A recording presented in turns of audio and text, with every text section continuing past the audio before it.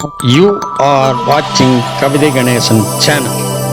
கவிதை கணேசன் தொலைக்காட்சியை பார்த்துக் கொண்டிருக்கிறீர்கள். இன்று நம்முடைய தொடக்க உரை ஆற்றுவதற்காக தினந்தோறும் நம்மோடு இணைந்து பல தகவல்களை நம்மோடு பகிர்ந்து கொண்டிருக்கின்ற ஒரு மிக முக்கியமான தமிழ்நாடு தமிழ் சங்கத்தினுடைய ஆலோசகர் கவிதை கணேசன் ஐயா அவர்கள் பண்ருட்டி பகுதியிலிருந்து இணைந்திருக்கிறார்கள். தமிழ் சமல் ஐயா அவர்களை வருக என யாம் வரவேற்று மகிழ்கின்றோம். மட்டுமல்லாமல் இங்கே சுவைஞர்கள் நுகர்வோர்கள் நிறைய பேர் இருக்கீங்க. உங்களை அனைவரையும் நாம் வரவேற்கின்ற நிகழ்ச்சியிலே தொடக்க உரை ஆற்றுவதற்காக நம்முடைய தமிழ் சம்மல் மதிப்புக்குரிய கவிதை கணேசன் ஐயா அவர்கள் இணைந்திருக்கிறார்கள். அனைவரையும் வருக என தமிழால் உங்களை வரவேற்று இந்த தொடக்க உரை ஆற்றுவதற்காக ஐயா அவர்களிடம் இந்த இணைய அவை ஒப்படைக்கப்படுகிறது. ஐயா வாருங்கள். தமிழ் வாழ்க. இந்த சிறப்புமிகு இலக்கிய பயிலரங்கிலே இணைந்திருக்கின்ற பேராசிரியர் பெருமக்களையும் மாணவ மணிகளையும் தமிழ் சுவைஞர்களையும் வணங்கி வாழ்த்துகின்றேன். இன்றைக்கு தமிழருடைய அணிகலன்கள், இந்த நகை நட்டுன்னு சொல்கிறாங்க இல்லையா, அதை பற்றியான சில தகவல்களை உங்களோடு நான் பரிமாறிக்கொள்ள விரும்புகிறேன். அந்த காலம் தொட்டு இந்த காலம் வரைக்கும் பெண்களும் ஆண்களும் நவமணிகள் அப்படின்ற 9 மணிகளை நகையாக செய்து போட்டிருக்கிறார்கள். அணிகலன்கள் தங்கம், வெள்ளி, செம்பு, தம்பாக்கு என்ற போலியான தங்கம், இதை போன்ற உலகங்கள்லாம் அணிகலன்களை செய்து அணிந்து வந்தார்கள். நவமணிகள்னு சொன்னோம்னா வைரம், வைடூரியம், மரகதம், மாணிக்கம், புஷ்பராகம், நீலம், கோமேதகம், முத்து, பவழம், இவையெல்லாம் நல்ல அந்த காலத்திலிருந்து மக்கள் பயன்படுத்தி கொண்டு வந்து இருக்கிறார்கள். இந்த அணிகலன்கள் ஆபரணங்கள்லாம் வெறும் அழகுக்கு மட்டும் செய்வதல்ல, இது ஒருத்தருடைய அழகை கூட்டுகிறது, ஆனால் அதுவே சேமிப்பாக மாறுகிறது, சமூகத்தில் ஒரு நல்ல மதிப்பை தருகிறது. அணியக்கூடிய பருவங்களில் இந்தந்த அணிகலன் தான் அணியலாம் அப்படின்னு சொல்லியிருக்காங்க. அப்போ அந்த பருவங்களில் அணியக்கூடிய காலங்களில் அது வர்ம புள்ளிகளை தொட்டு அந்த அணிபவருக்கு பல்வேறு சிரமங்களை, நோய்களை நீக்கி அவங்களுக்கு ஆரோக்கியத்தை தரக்கூடிய அளவில் தான் தமிழர்கள் மிக ஆய்ந்து அறிந்து அந்த நகைகளை உருவாக்கி இருக்கிறாங்க. அதுபோக ஒரு நாட்டினுடைய பொருளாதாரம் இன்றைய நிலையில் தங்கத்தை வச்சு தான் நிர்ணயிக்கிறார்கள். அரசாங்கம் இப்போ ரூபா அடிக்கணும்னு வச்சுங்களேன், நாணயங்களாக ரூபா அடிக்கணும்னா எந்த அளவு நோட்டு அடிக்கிறாங்களோ அந்த அளவுக்கு கஜானாவோட தங்கத்தை வச்சுட்டு தான் அடிக்கணுன்றது முறை. அடிக்கிறாங்களான்றது வேற, முறை அதுதான் உலக அளவில். இந்த ஐரோப்பியர் வருகைக்கு முன்பால் பார்த்தோம்னா ஆண்களும் பெண்களும் இடையில உடை உடுத்துவாங்க. ஆண்கள் பெரும்பாலும் சட்டையை அணிவதே இல்லை. துண்டு போன்ற அணிகலன்களை பெண்கள் அணிந்து, இந்த அணிமணிகள் இதெல்லாம் அணிந்து இடையை தவிர மீதி இடத்துல மறைக்கிறதெல்லாம் இந்த மாதிரி அணிகலன்களாகவே மறைக்கக்கூடிய அளவில் உடை அணிந்திருக்கிறார்கள். நம்ம வீட்டில் சாதாரணமாக இந்திய மக்கள் இடத்துல ஒரு பழக்கம் என்னென்னா தாலி கட்டுதல்.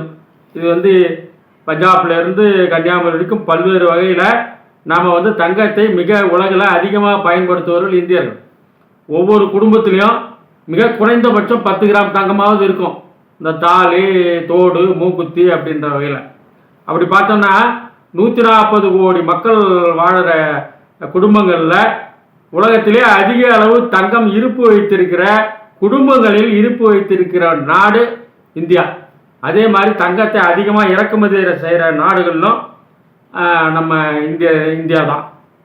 இது நம்ம நாடுகளில் இந்த அணிகலன்கள் தமிழ்நாட்டு மக்களுடைய அணிகலன்கள் மட்டும் அல்லாது, ஒவ்வொரு படையெடுப்பும் அரசாட்சி மாறும் போதும் அந்த அரசர்கள் வருகிறார்கள்வா, அந்த அவர்களுடைய கலாச்சாரம், அவர்களுடைய மத நம்பிக்கைக்குரிய அணிகலன்கள், அவங்களுடைய சாயலுடைய அணிகலன்கள்லாம் நம்மோட கலந்துருச்சு.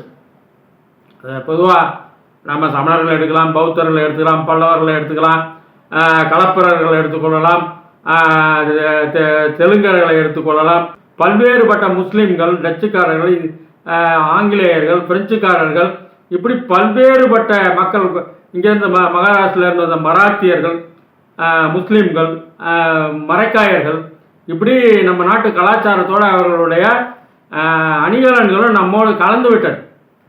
இருந்தாலும் நம்ம இந்தியாவில் தான் வைரங்கள் அந்த காலத்தில் கோகினூர் வைரம், கோல்கண்டா வைரம் இதெல்லாம் இந்தியாவிலேருந்து போனது தான் மிகப்பெரிய வைரமாக நமக்கு சொல்லப்படுகிறது. தமிழ்நாட்டில் அணிகலன்கள் இப்போ நான் ஒரு குறைந்தபட்சம் சொல்கிறேன். அணிகலனில் பல வகை உண்டு. அது என்னென்னா, தலையில் அணியிறது, காதில் அணியிறது, கழுத்தில் அணியிறது, இடையில் அணியிறது, கையில் அணியிறது, விரல் அணியிறது, கடுக்கன்கள், காலணிகள், இதெல்லாம் தங்கம், வெள்ளி, செம்பு, தம்பாக்கு இந்த மாதிரியான உலோகங்களில் கலந்து நவமணிகளை கலந்து அதெல்லாம் செஞ்சுருக்கிறாங்க. தலையணிகள்னு பார்த்தோம்னா, இப்போ பூவாக சொல்கிறேன், பூ கிடையாது, எல்லாமே தங்கத்தில் செஞ்சது. தாழம்பூ, தாமரைப்பூ, சொருகுப்பூ, சாமந்திப்பூ, அடுக்குமல்லிப்பூ, இலை, அரசிலை, ராக்குடி, இளம்பகம், கடிகை, கண்ணசரம், குச்சம், குஞ்சம், கெண்டை திருகு, கோதை, சடாங்கம், சடைநாகம், சடைத்திருகு, சந்திரப்பிரபை, சரம், சுடிகை, சுரிதம், சூடிகை, சூடாமணி,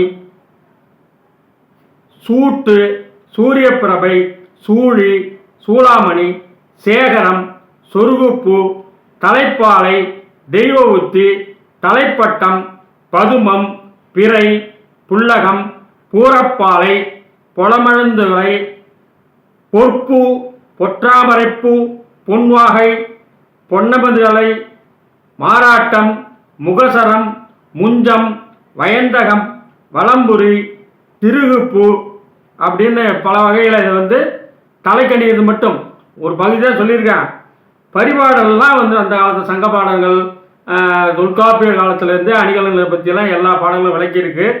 பரிபாடலில் நிறை 7 அடுக்கிய நீல் இலை பாலை அரை வரை மேகலைன்னு சொல்கிறாங்க. மேகலைன்றது இடைக்கு கீழே உடுத்தக்கூடியது. 7 வரிகளை கொண்டதாக இருக்கும். அதாவது செயின் வச்சு இணைச்சிருப்பாங்கன்றத அதுக்கு ஒரு பாடல் வரியாக அவங்க சொல்லியிருக்கிறாங்க. அடுத்தது பார்த்தா காதில் போடுறத பார்த்தீங்கன்னா தோடு, கொப்பு, ஓலை, குழை, இலை, குவளை, கொந்தில் ஓலை, கண்ணப்பூ, முருகு, விசிறி முருகு, சின்னப்பூ, வள்ளிகை, செவிப்பூ, மடல், டோலாக்கு, தண்டட்டி, முனப்பத்தட்டு. இந்த பாடல் மிகச்சிறதாக பெரிய அளவில் பாடப்பட்டு முனப்பத்தட்டு ஒத்தொரு பார்த்தாரம் உனக்கு 2 சவுடி, வாகு, வளையம் இதெல்லாம் காதில் அணியக்கூடியது. கழுத்தணிகள்னு பார்த்தோம்னா கொத்து, கொடி, தாலி கொடி. இந்த தாலி கொடி பார்த்து ஒவ்வொரு ஜாதிக்கும் ஒவ்வொரு மரபுக்கும் ஒரு மாதிரியான தங்கத்தில் செஞ்சு வச்சுருப்பாங்க.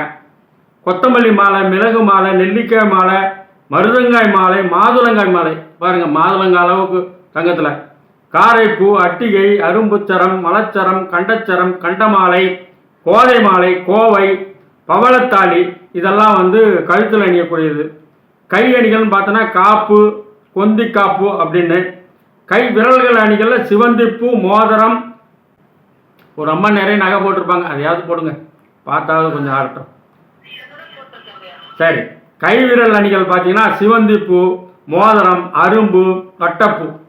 கால் அணிகள் பார்த்தீங்கன்னா கால் மோதிரம், தாழாளி, தாழ், செறி, நல்லணி, பாம்பாழி, பில்லணை, பீலி, முஞ்சி, மெட்டி, சிலம்பு. இதுபோக ஆண்கள் அணியக்கூடிய அணிகலன்கள் பார்த்தீங்கன்னா வீரக்கழல், வீரக்கண்டை, சதங்கை, அரையணி, அரைஞான், பவளவடம், தொடி, கங்கணம், வீரவலை, கடகம், மோதிரம், கொலுசு, காப்பு, பதக்கம், வகுவலயம், கழுத்தணி, வனச்சாரம், முத்துவடம், கடுக்கன், குண்டலம் அப்படின்றது வச்சிருக்கிறாங்க. சாமி சிலைகள்லாம் பஞ்சலோகத்தில் செஞ்சுருக்காங்க. அதில் தங்கம், வெள்ளி, செம்பு, வெள்ளியம், துத்தநாகம் இதெல்லாம் பயன்படுத்தி தான் பஞ்சலோகம் தயாரிக்கிறாங்க. சாமி சிலைகளுக்குன்னு சில நகைகள் இருக்குது. அது மனிதர்கள் உபயோகப்படுத்துறது இல்லை, அது ஒரு தனிமையான நகைகள். அடுத்தது பொதுவான நகைகள் சாதாரணமாக உபயோகப்படுத்துறது நெற்றிப்பட்டம், சடைநாகம், மூக்குத்தி, தோடு, கடுக்கன், தொங்கட்டான், சங்கிலி, அட்டியல், தாலி, பாம்படம், பதக்கம், காப்பு, வளையல், மோதிரம், ஒட்டியானம், வலை, சதங்கை, சிலம்பு, மேகலை, தண்டை, குழை, காதோலை, கருகுமணி. பார்த்தீங்கன்னா வந்து ஆற்று திருவிழாவில் எங்கள் ஏரியாலாம் ஆற்றுக்கு படைக்கும் போது இது காதோலை கருகுமணி வச்சு படைப்பாங்க பெண்களுக்கு. அந்த நாள்லேருந்து அது வந்து பழக்கத்தில் தமிழர் வாழ்வில் வர்றது. அப்போல்லாம் ஓலைகள் போடுவாங்க. தெற்க பார்த்தீங்கன்னா கன்னியாகுமரி அந்த அம்மா எனக்கு பின்னாடி இருக்க போட்டுருக்காங்க பாருங்கள், அது மாதிரி நிறைய பாம்படம்னு சொல்லுவாங்க. அதில் தான் இந்த தொணப்பு தட்டுலாம் வருது. அந்த வளையல் போடுறது, அது சீமந்த வளையல் போடுறாங்க பார்த்தீங்களா, அது ஏன் போடுறாங்கன்னா, அது ஏன் அந்த 5ஆம் மாதத்துக்கு மேலே போடுறாங்கன்னா, அந்த குழந்தை அந்த வளையல் சத்தத்தை கேட்டு கேட்டு அதுக்கு வந்து மூளையினுடைய வளர்ச்சி அதிகமாக தூண்டும். அதுக்காக அதை போடுறது. பிறந்த குழந்தை பார்த்தீங்கன்னா வசம்பு வளையல் போடுவாங்க. இடுப்பில் எருக்கன் இதை வச்சு இப்போ இடுப்பில் அரையணை கட்டுவாங்க. இப்படியெல்லாம் வந்து அந்த காலத்தில் மனிதர்களுக்கு பயன்படக்கூடிய அளவில் அவங்க செஞ்சுருக்கிறாங்க.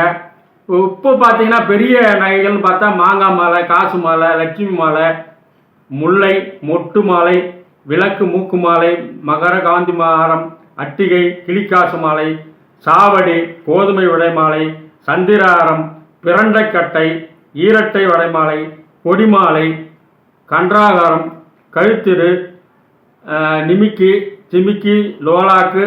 அதுக்கப்புறம் பார்த்தீங்கன்னா பரதநாட்டிய நகைகள்னு தனியாக இருக்குது. அது வந்து இதில் சேரலை. அடுத்தது செட்டி நாட்டு நகைகள் அவங்க ஒரு மாதிரி போடுவாங்க. திருநெல்வேலி பக்கம் பார்த்தீங்கன்னா இந்த கேரள மாடலில் அவங்க ஒரு நகைகளெல்லாம் போட ஆரம்பிச்சிருவாங்க. நம்ம பாண்டி நாடு, சோழ நாட்டு நகைகள் வேறு மாதிரி இருக்கும்.